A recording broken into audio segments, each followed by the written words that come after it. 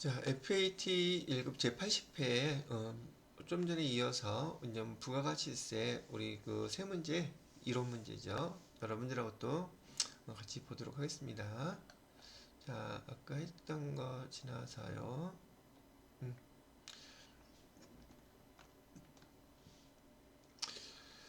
다음 중 부가가치세법상 납세지와 사업장에 대한 설명으로 옳지 않은 것은 하고 물어봤네요. 납세지와 사업장에 대한 거예요. 자, 1번 보기를 보시게 되면 부가가치세는 사업장마다 신고 납부하는 것이 원칙이다. 이를 갖다 우리는 사업장 과세 원칙이라고 불러요. 사업장 단위 과세 원칙이라고 부르는 것이에요.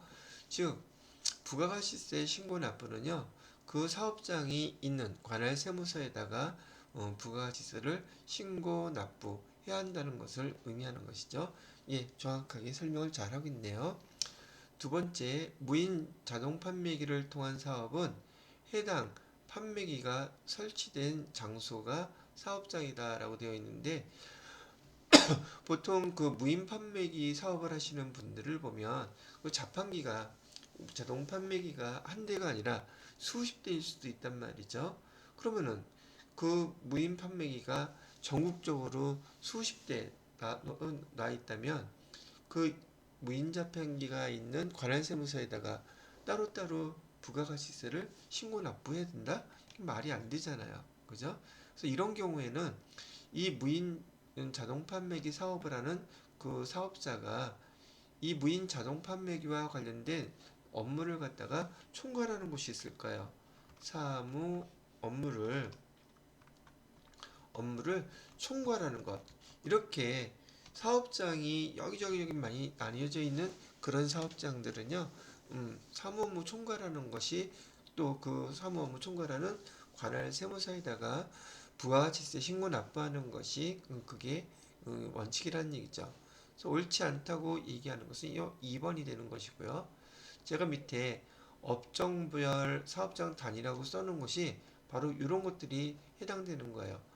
여기 광업도, 제조업도, 건설업, 운수업, 부동산 매매업, 무인 자동 판매기, 여기 판매업, 그다음에 다단계 판매원, 그다음에 부동산 임대업. 지금 여기서는요, 사업장이 다 공통적으로 한 개가 아니라 여러 곳이에요.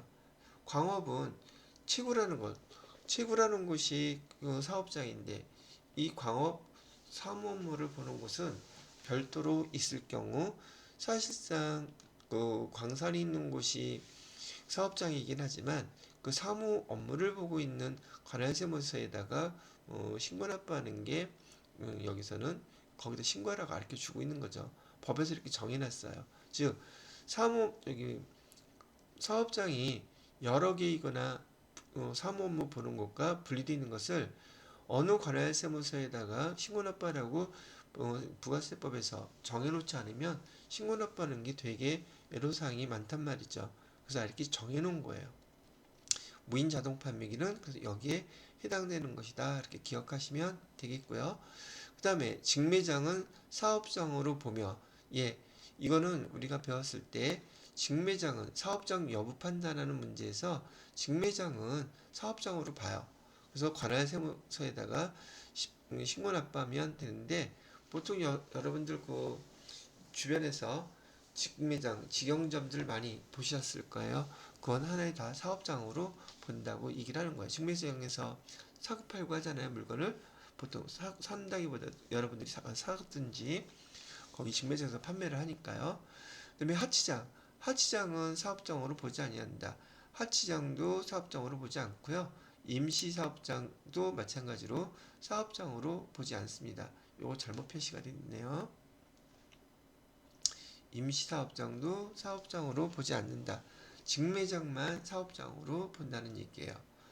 자, 그 다음에 네 번째를 보시게 되면 제품의 포장만을 하거나 용기에 충전만을 하는 장소는 사업장으로 보지 않는다. 이건 보통 제조업에서 많이 나오는 얘기인데요. 지금 최종 제품 완성 장소가 지금 사업장이라고 보라고 얘기를 해놨거든요. 뭐 설명할 때 이런 예를 들어드리는 거죠. 우리가 제품을 완성하는데 지금 여기 A라는 장소에서 제품을 1단계 만들고 뭐 장소로 얘기해야 되면은 예를 들어서 여기가 부산이라고 합시다. 부산에서 제품을 만드는 게 1단계.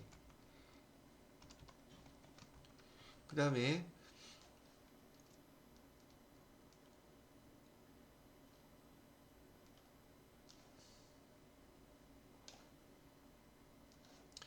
여기 광주에서 제품을 1단계에 만들어진 그 제품을 갖다가 광주로 이동한 다음에 여기서 2단계 또 가공을 해서 만들고,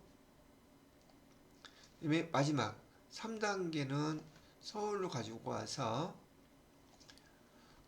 가져와서 여기서 최종 마무리, 최종 제품을 완성한다면 지금 부산이 관할 부가가치세법상 사업장이긴 다 사업장이에요.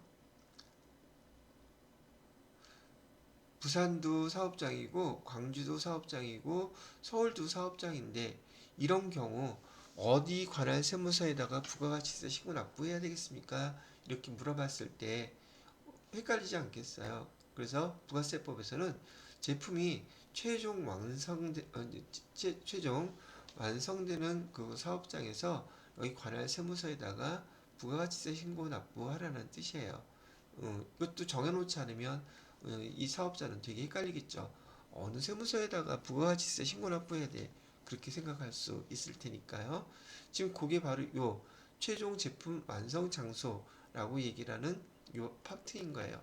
그런데 여기 보기에 보시게 되면 제품의 포장만을 하거나 용기에 충전만 하는 장소가 최종 제품이 완성됐다 이렇게 볼 수 있겠느냐는 거예요. 그런 장소는 사업장으로 보지 않는다는 얘기 지금 여기서 이렇게 해주는 거예요. 이해가 되셨는지요? 자, 이렇게 해가지고 8번에 대한 문제도 여러분들한테 한번 설명을 해드려 보았네요. 자, 그 다음에 9번 문제로 넘어가 볼까요? 9번 문제는 다음 중 세금계산서를 발급할 수 있는 경우를 물어보고 있네요. 보편적으로 지금 세금계산서와 관련돼서 저 이렇게 간단하게 정리를 해놓기는 했는데요. 여기 세금계산서에 대해서 여기 구분을 할 때요. 대부분은 영수증 발급 대상자라고 되어 있는 요거 있죠. 영수증 발급 대상자들은 지금 여기 1번부터 7번까지 쭉 훑어보시게 되면은 대체적으로 그 거래하는 대상자들이 여기 개인 소비자들이에요. 개인 소비자들을 상대하는 업종들이 영수증 발급 대상이라고 부르는 것들입니다. 소매업이라든지 음식점, 그다음에 미용, 욕탕, 여객, 운송, 입장권, 전문직, 우편법 뭐 다 이렇게 나오기는 하지만은 영수증 발급 대상들은 이런 업종들은 영수증 발급 대상자들이에요. 그런데 이 영수증 발급 대상자들인데도 불구하고 그 고객이 세금계산서를 발급해달라고 요청하면 세금계산서를 발급해 주어야 된다는 얘기죠. 대표적인 케이스가 여기 소매업을 하는 경우에요. 소매업에 해당되는 것 중에 하나가 이마트나 롯데마트 같은 데 있죠. 또는 큰 여기 뭐죠? 뭐지? 마트? 보통 뭐 주변 그 사시는 주변에 대형마트들 많이 있는데요. 여기 개인들인 여러분들이 가서 물건을 사면 그냥 영수증이나 받고 아니면 신용카드나 뭐 등등 사용하면서 증빙서들을 받을 텐데, 만약에 사업자가 이마트에 가서 물건을 사고 거기 계산원한테 사업자 등록증 사본 제시하면서 여기 세금계산서 발급해 주세요 그러면 발급을 해 주어야 된다는 뜻이에요. 지금 그리고 여기 보시게 되면 개인 소비자를 상대하는 이 업종인데도 불구하고 세금계산서 발급 의무가 면제되어 있는 사업자들이 있단 말이죠. 여러분들이 다 공감하실 수 있는 택시나 노점이나 행상, 그다음에 무인 판매기 그 사업자들은 세금계산서 발급 의무가 없어요. 또는 미용이라든지 육탕, 이와 유사한 서비스업, 그다음에 공급 받는 자 요구 없는 소매업.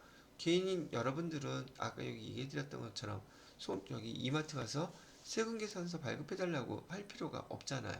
이런 경우에는 세금계산서 발급 의무가 면제되어 있다고 얘기를 하는 거예요.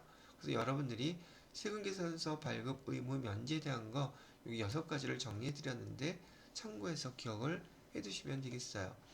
근데 문제에서는 뭐라고 되어 있느냐면 세금계산서 발급할 수 있는 경우라고 물어봤잖아요. 근데 여기 첫 번째 목욕탕은 욕탕 여기에 해당되죠. 세금계산서 발급 의무 면제돼 있어요. 그래서 목욕 용역을 공급하는 경우 세금계산서 발급 안 한다는 얘기고요. 컴퓨터 제조업자가 컴퓨터 파는 거잖아요. 세금계산서 발급해달라 하면 무조건 해줘야지 돼요. 그래서 발급할 수 있는 경우는 이 경우고요. 그럼 여기 미용업자는 여기 나와 있는 거네요. 택시 운송사업자, 택시 여기 나와 있는 거네요. 그래서 9번에서 세금계산서를 발급할 수 있는 경우는 바로 2번에 컴퓨터 제조업자가 컴퓨터를 공급하는 경우, 그 컴퓨터를 사는 사람이 사업자여서 세금계산서 발급해 주세요. 그러면 무조건 해 주어야 된다는 얘기를 하는 겁니다. 혹시 이걸 참고할 때 전자세금계산서 발급은 다음 달 월합계 세금계산서인 경우 다음 달 10일 날까지 발급을 해줘야 된다는 얘기를 써놓은 건데 지금 여기 전자세금계산서 발급 의무자를 제가 표시하는데 세법이 개정돼서 지금 3억 원 이상이 아니라 지금 법인은 무조건이고요. 개인사업자인 경우는 8천만 원이에요. 8천만 원 이상인 사업자는 무조건 전자세금계산서 발급 의무가 있다. 이렇게 알아주시면 되겠습니다. 수정한다는 걸 제가 깜빡했네요. 자, 이렇게 해서 9번도 설명을 해드려 보았고요. 그 다음에 마지막 문제를 보도록 하겠습니다. 10번 문제는 다음은 제조업을 영위하는 일반과세자 항공의 2025년 1기 부가가치세 예정신고 자료라고 나와 있네요. 예정신고 시 납부할 세액을 계산하면 얼마입니까? 라고 물어보고 있어요. 단 필요한 세금 계산서는 적법하게 수취했다 그랬네요. 자, 공급가액이 5억 5천이라 그러면 지금 공급가액이 5억 5천이면 그 세액 우리가 납부해야 될 거는 5,500만 원이 되겠네요. 그죠? 자, 그 다음에 매입세액 공제받을 거죠. 매입세액에서 2,100만 원 토지의 자본적 지출 관련 매입세액은 100만 원이 있다고 얘기를 하고 있죠.